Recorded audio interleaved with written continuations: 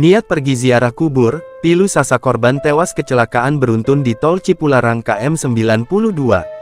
Amanda Marisa alias Sasa 13 korban tewas dalam kecelakaan beruntun di KM 92 Tol Cipularang, Purwakarta, Jawa Barat ternyata hendak pulang dari kawasan Padalarang, Bandung Barat, Jawa Barat.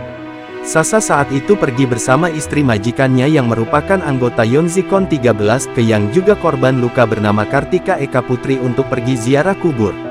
Pergi untuk kegiatan acara keluarga ziarah kubur dan yasinan, kata Danyonzikon 13 ke Letkol Dedi Trisulistyo saat dihubungi tribunnews.com, Selasa tanggal 12 November tahun 2024.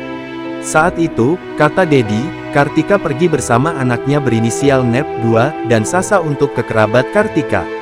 Saat itu, Sasa yang sudah dekat dengan NEP meminta ikut pergi ke Bandung. Mau ikut sendiri mas, sudah sering main ke rumah, ucapnya. Jenazah Sasa pun sudah dibawa ke rumah duka untuk segera dimakamkan. Sementara, untuk korban atas nama Kartika sudah dibawa ke RSPAD Gatot Subroto untuk perawatan lebih lanjut. Seperti diketahui, insiden kecelakaan beruntun di KM 92 Tol Cipularang, Bandung Jawa Barat pada Senin tanggal 11 November tahun 2024 sore.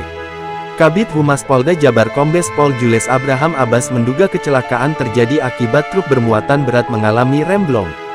Penyebab pasti kecelakaan belum diketahui tapi diduga itu diakibatkan karena remblong, ucap Jules saat dikonfirmasi, Senin tanggal 11 November tahun 2024. Remblong truk tersebur sehingga menabrak sejumlah kendaraan yang ada di depannya. Jadi ada truk yang membawa muatan cukup berat remnya blong sehingga menabrak kendaraan di depannya, jadi terjadi kecelakaan beruntun, bebernya. Jasa Marga menyampaikan adanya pengalihan arus lalu lintas atas kecelakaan itu. Kendaraan yang mengarah ke Jakarta dialihkan ke ruas tol Cikamuning. Pengguna jalan dari Bandung arah Jakarta yang akan melintas, dialihkan keluar melalui T Cikamuning KM 116.